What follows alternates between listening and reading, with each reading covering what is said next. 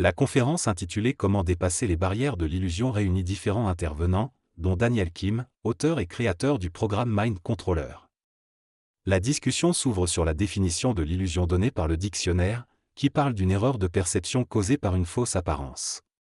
Cependant, il est souligné que déterminer ce qui est réel et ce qui est illusion nécessite d'avoir des outils pour comprendre la réalité.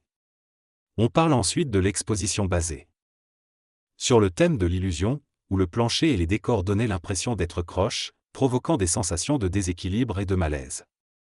Il est question de savoir si une illusion est toujours une erreur de perception des sens physiques, et il est expliqué que ce n'est pas toujours le cas. Par exemple, les sens peuvent être trompés lorsqu'on ne ressent pas le mouvement de la Terre malgré sa rotation rapide. Un autre exemple est le mirage, qui peut être perçu comme réel malgré le fait qu'il est impossible de le toucher ou de le manger. La discussion se conclut sur la question de la possibilité de manger une pomme d'un mirage photographique, soulignant qu'une image reste une image et ne peut pas être consommée comme de la nourriture réelle. Dans cette conversation, l'interlocuteur explique qu'une illusion est une réalité collective, tandis que la réalité est nécessairement individuelle.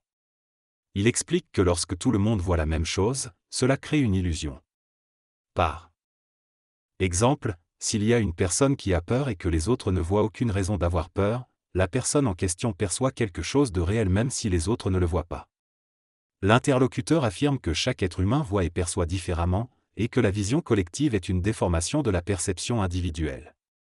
Il critique l'idée que les gens cherchent à avancer en fonction de la réalité ou de la vérité collective, car cela crée des incompréhensions, des peurs et des incertitudes. Il souligne que la perception individuelle de la réalité est plus authentique et que les illusions créent de nombreux problèmes. Cependant, il admet également que, dans une perspective plus large, tout est illusion. Dans cette conversation, les individus discutent de la réalité subjective et de la difficulté de parvenir à une compréhension commune. Ils affirment que chaque personne a sa propre réalité basée sur son éducation, ses croyances et ses perceptions personnelles. Cela peut conduire à des tensions et des conflits lorsque différentes réalités entrent en collision. Il se réfère à des exemples comme les guerres de religion et les divergences politiques. L'un des participants raconte une histoire pour illustrer comment deux personnes peuvent avoir des perceptions différentes d'une même situation. Il conclut en se demandant si une société peut fonctionner harmonieusement si chacun reste enfermé dans sa propre réalité, ou s'il existe un besoin d'une base commune de compréhension mutuelle. Dans cette conversation, deux personnes discutent d'une situation où elles ont marché dans une flaque d'eau. L'une affirme que la flaque était à gauche et l'autre prétend qu'elle était à droite. Il souligne que chaque personne perçoit sa propre réalité et qu'il n'est pas nécessaire de vérifier si l'autre personne marche dans la même réalité. Ils font le parallèle avec une expérience scientifique où des électrons ont été envoyés à travers des trous dans une plaque. Les électrons ont réussi à passer par tous les trous en même temps, montrant ainsi que la réalité est subjective et peut être influencée par l'observation. Cette discussion met en évidence l'idée que chaque individu a sa propre compréhension de la réalité et que cela peut entraîner des incohérences et des désaccords. Selon le narrateur, lorsqu'il s'agit de la réalité, il y a une part d'illusion. On découvre que les scientifiques ont observé que les électrons ont une communication complète avec un autre monde lorsqu'ils font un tour complet. Pour obtenir une vue différente de l'électron, les scientifiques ont utilisé deux appareils photo, mais ont obtenu la même image à chaque fois, ce qui les a déconcertés. Le narrateur soutient que la réalité dépend de notre état émotif et peut changer à tout moment. Il mentionne également que l'illusion fait partie de la réalité et que la perception de la réalité varie d'une personne à l'autre. Le narrateur souligne que la réalité n'est pas une entité statique et que chacun peut avoir sa propre réalité, ce qui remet en question l'idée d'une réalité absolue. Finalement, il est souligné que la réalité peut être influencée par des facteurs personnels, métacognitifs et réincarnationnels, et que le succès ou l'échec dans la vie dépendent de ces facteurs plutôt que d'une définition traditionnelle de la réalité. L'interlocuteur partage ses réflexions sur la notion de génie et d'illusion.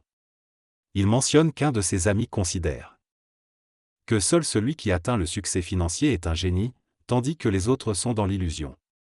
Il souligne que la perception de la réalité diffère d'une personne à l'autre et que l'illusion collective, où tous pensent de la même façon, crée des problèmes de communication.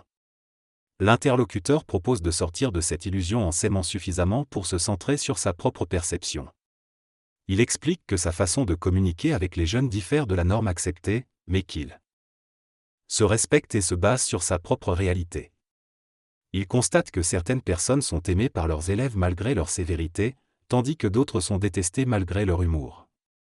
Il attribue cela à la nature de chaque individu et souligne qu'il n'existe pas de modèle unique dans l'humanité. Il critique la tendance à vouloir homogénéiser tout le monde à travers les philosophies, les religions, la morale et la science. Dans cet extrait, l'auteur aborde différents sujets tels que le racisme, les croyances, les conquêtes, les réalités individuelles et collectives.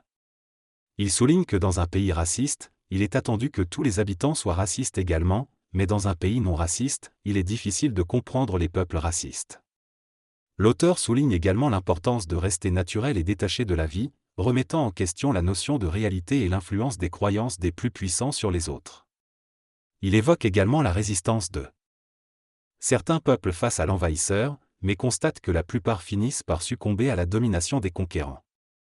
L'auteur suggère qu'il y a autant de réalité que d'êtres humains et que notre perception de la vie détermine notre futur, tout en précisant que l'on peut aussi changer le passé. L'importance des conseils et des différentes perspectives dans notre prise de décision est également soulignée. Il est suggéré que l'intelligence se nourrit de questions, tandis que l'ego se nourrit de réponses. L'ego est basé sur la recherche de sécurité, ce qui peut empêcher le changement et la croissance.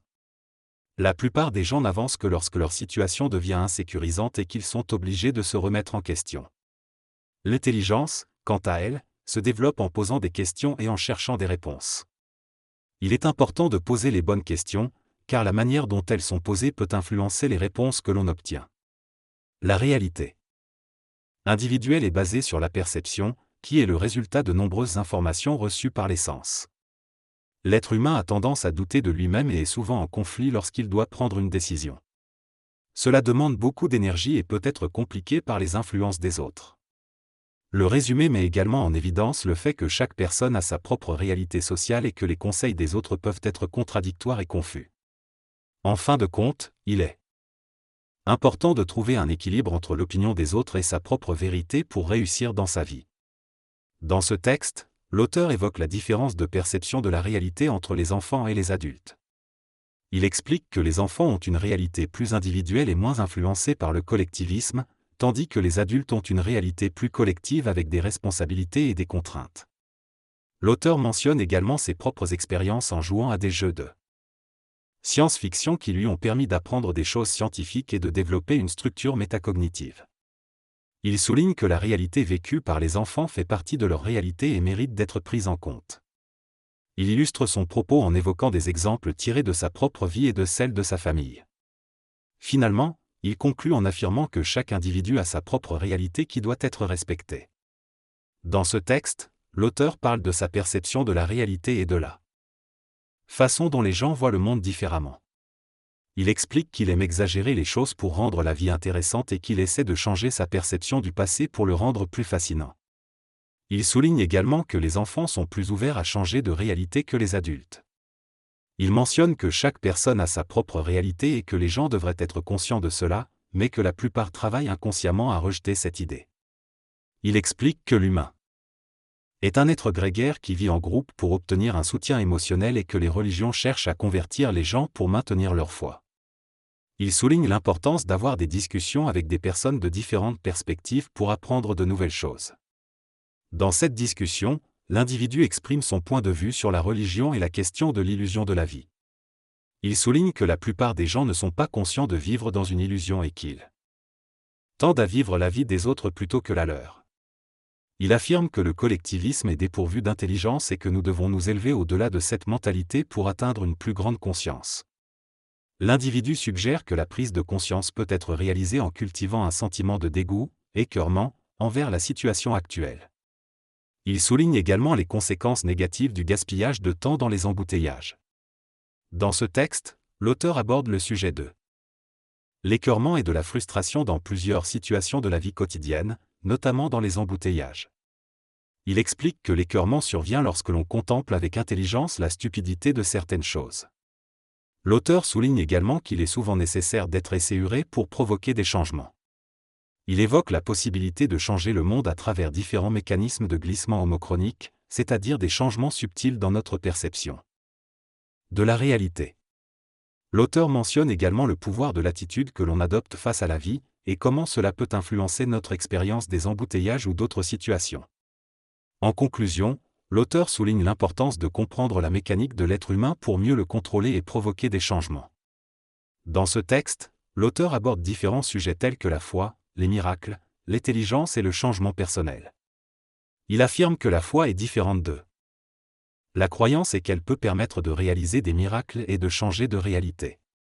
Il mentionne également que le dégoût peut rendre intelligent et que l'humain est souvent attiré vers la souffrance.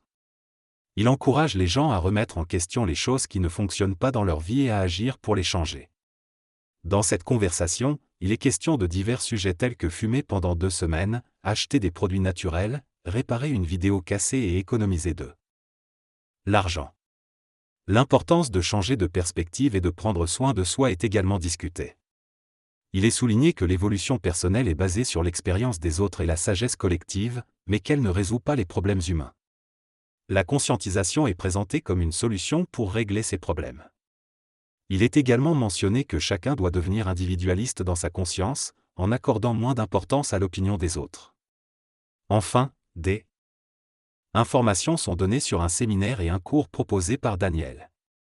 En étant tout mêlé, nous avons maintenant l'opportunité de clarifier les choses.